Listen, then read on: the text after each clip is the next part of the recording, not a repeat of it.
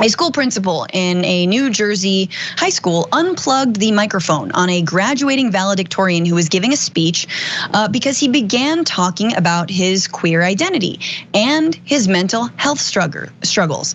So Bryce Dershem was giving a speech for Eastern Regional High School that included mentions of him being queer, his struggles with online school during the pandemic, and his fight with suicidal thoughts and anorexia. I think we might have a photo of him. He's incredibly adorable with his like trans gay flag fist. It's just on his graduation cap. Okay, so here's what happened. He had this speech written. He was haggling over words before with the same school principal, and then he decided, you know what? I'm just gonna speak my truth. How am I gonna not speak my truth? Of course, they wanted him to take out the part where he talked about being queer. And this is what happened when he decided to speak his truth. Take a look. Throughout our high school years, I took for granted the accomplishment that all of us have achieved today. For so long, I believed graduation was simply something that happened. I didn't realize how wrong I was until it almost didn't happen for me. We brand high school as 4 years of self-discovery, but few of us even know where to begin. After I came out as queer freshman year, I felt so alone. I didn't know who to turn to for support.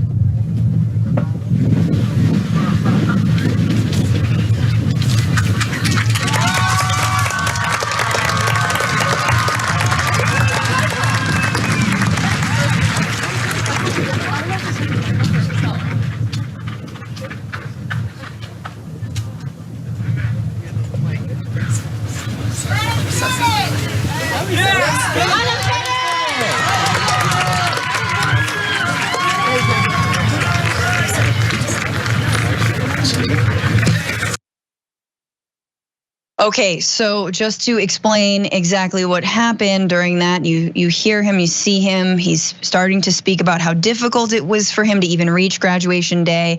And then Eastern Regional High School's principal walked up to the lectern to grab the microphone, grabbing a paper copy of Dershem's speech and directing him to read a new one that had been rewritten without any mention of the teenager's queer identity or mental health struggles. And so what happens essentially is the principal takes the microphone away, says, read this other speech, and it looks like another guy comes in and gives him a new microphone. I think that he's also in on it. That was part of the plan. It was like, all right, have this moment off mic. The principal probably forgot to give him back the mic.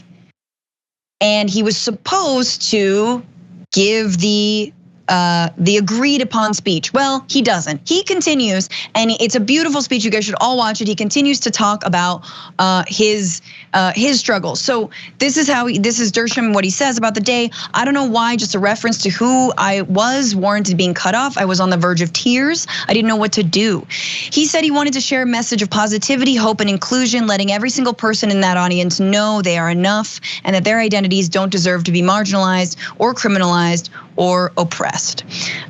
Finally, he says he believes school administrators intentionally cut his microphone to try and force him to give the speech they had written for him. He said those efforts began in the weeks leading up to the graduation when the principal asked Dershem to rewrite the speech multiple times. Like I said, haggling over it, and at the end, even though he was cut off, he said it anyway.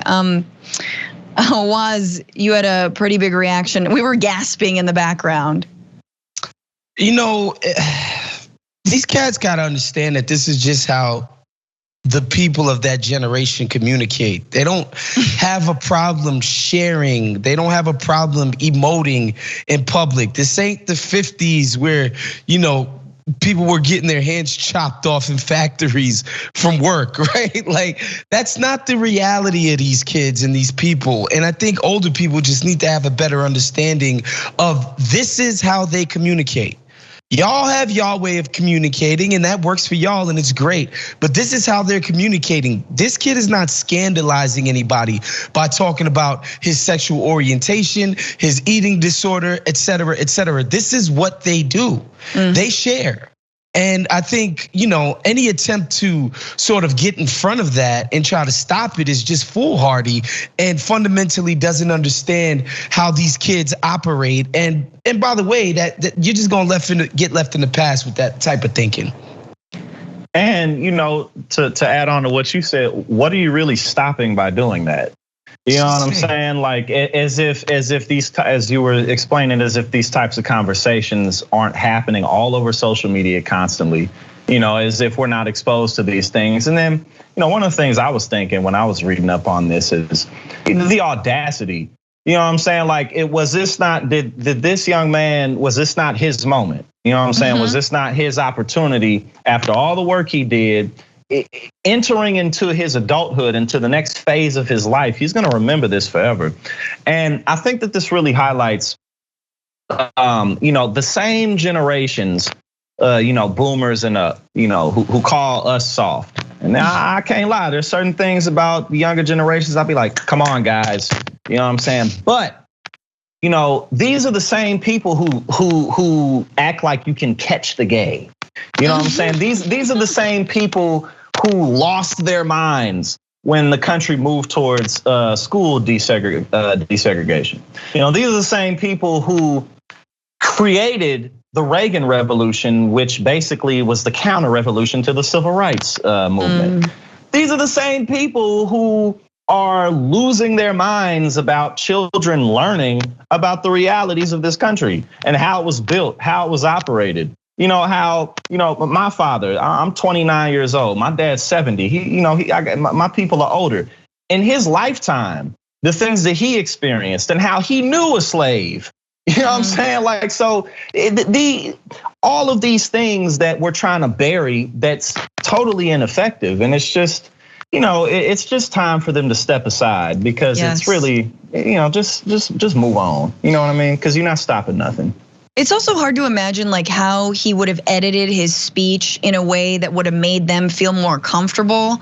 Like, yeah, can you talk about all your mental health struggles, but like don't say gay, don't say LGBTQ plus, like just don't do. Oh, can you talk about like how you overcame stuff, but make it, I don't know, make it about a really hard math problem. Yeah. Oh, did you have suicidal thoughts? Ooh, make it about a difficult class project that made you sad. Like, you're trying to sugarcoat it. And this is a future that's gonna inherit inherit this planet that we've completely ruined, that these boomers, I'm sorry, but have destroyed. And we're asking them to not be themselves. And not only that, edit their struggle to amend it so that it doesn't offend people. If anything, I feel like that speech made me gay. Honestly, I'm happy. Like that, and seeing him pull the plug, I was like, that's right. Hell yeah, that, you know what I mean? I'm like, even in more solidarity, because the more you try and stamp it out, whatever the hell he was trying to stamp out, all they did was amplify the message. Exactly, that's a good message. That's the irony of it all. All you did by being so fascistic and reactionary was ensure that this message gets out even further than, this little high school ceremony that I'm sure was, well attended for what it was, but I'm sure we would certainly not be talking about it if these people didn't act like idiots. And so that's the best part about this, is that it has the opposite effect. Totally. Absolutely, that's a great point. I mean, if that wouldn't have happened, it wouldn't have been in any of the papers. We wouldn't be talking about it at all. Thanks for watching The Young Turks. Really appreciate it. Another way to show support is through YouTube memberships. You'll get to interact with us more. There's live chat emojis, badges. You've got emojis of me, Anna, John, JR. So those are super fun. But you also get playback of our exclusive member-only shows and specials right after they air. So all of that, all you gotta do is click that join button right underneath the video. Thank you.